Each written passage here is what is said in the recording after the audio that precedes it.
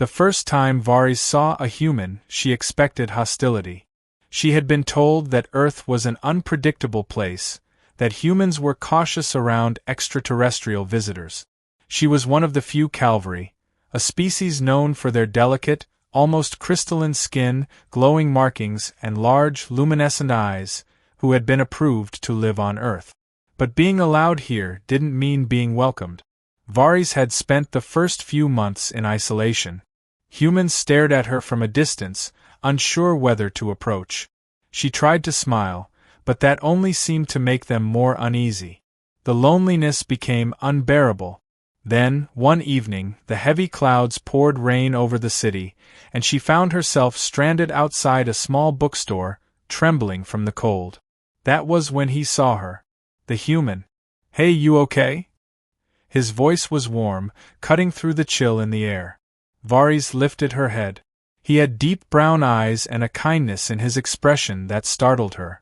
I'm fine," she lied, even as her arms wrapped around herself for warmth. He hesitated, then shrugged off his jacket. "You don't look fine. Here, take this." She blinked at the offering. No one had ever given her anything before. "But you don't even know me." "You don't need to know someone to help them," he said simply. That night, Varys learned his name, Seelan. And for the first time since arriving on Earth, she felt something new. Hope.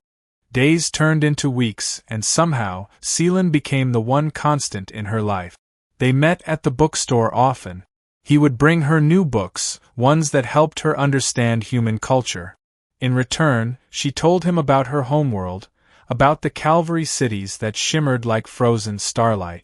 One afternoon, as they walked through the park, she caught herself watching him. Humans were so expressive. His laughter was warm, his gestures animated, his emotions open and easy to read.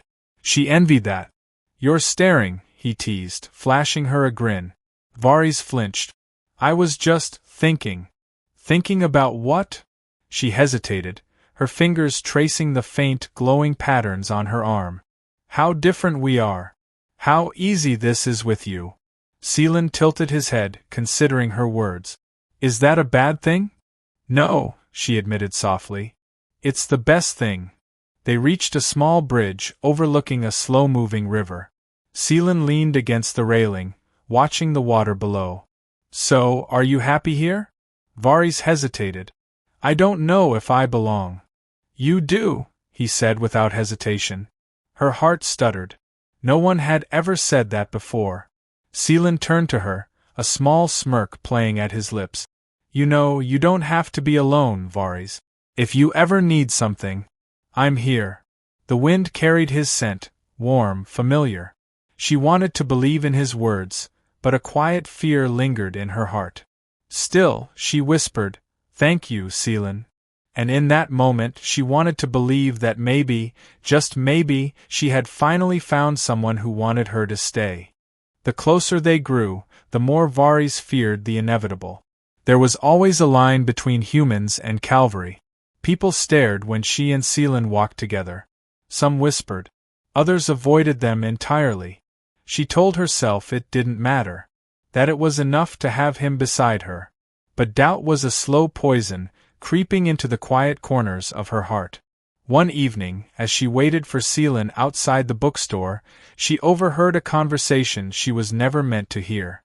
"Why do you spend so much time with that alien?" a man scoffed. "Because she's my friend," Seelan replied, his voice calm but firm. "She doesn't belong here." Varys flinched. The words shouldn't have hurt, but they did. Later that night, she sat in her small apartment, staring at the glowing patterns on her arms. They were beautiful on Calvary. But here? Here, they marked her as different. As other. Maybe they were right. Maybe she would never truly belong. A knock on the door startled her. She hesitated, then opened it. Seelan stood there, his brows furrowed. "You ran off. What's wrong?" She looked away. "Do I really belong here?" He sighed, rubbing the back of his neck. "Is that what this is about?" Varys clenched her fist. "Maybe I should leave before." A hand on her wrist stopped her. Gently, Seelan pulled her close. His warmth seeped into her, steady and real. "Don't," he whispered. "Don't leave." Her breath caught. "You don't have to go anywhere, Varys. Not if you don't want to." She swallowed hard, her heart pounding. "And if I do want to stay?"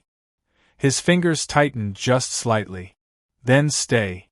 For the first time, she let herself lean into him, just a little. And when his arms wrapped around her, she realized something. She didn't want to leave. Not now. Not ever.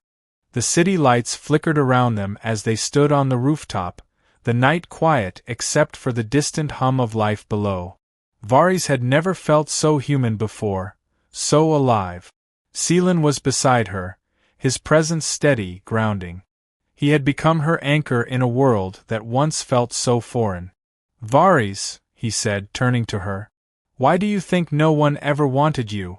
She hesitated, her glowing eyes reflecting the stars above. "Because I'm different." A slow smile tugged at his lips. "Yeah? So am I." She blinked at him, surprised. "You? But you belong here." His gaze softened.